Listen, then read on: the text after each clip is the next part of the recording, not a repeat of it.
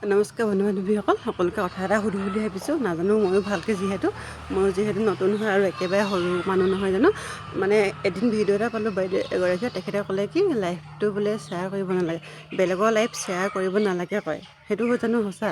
কিন্তু আমিতো দেখা মতে সকলো লাইফ শ্বেয়াৰ কৰি আহিছোঁ ন।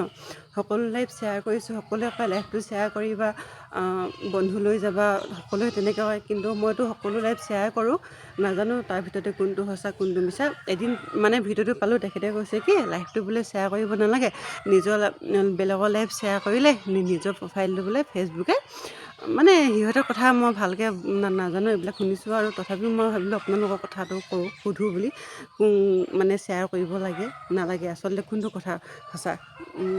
কোনোবাই জনাই দিবাচোন, আচলতে কোনটো কথা সঁচা, লাইফটো শ্বেয়াৰ কৰিব লাগে নালাগে। কিন্তু মই জনাত আমিতো বহুতৰ পৰা মুখত লাইফটো শ্বেয়াৰ কৰিব লাগে বুলি শুনি আহিছোঁ আৰু শ্বেয়াৰ কৰি আহিছোঁ।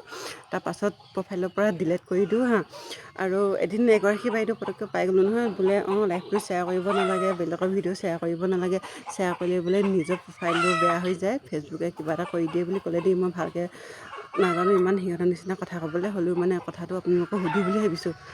লাইফটো আচলতে শ্বেয়াৰ কৰিলে ভাল নে নকৰিলে ভাল? তোমালোকে কোৱাচোন বন্ধু বান্ধৱীসকল।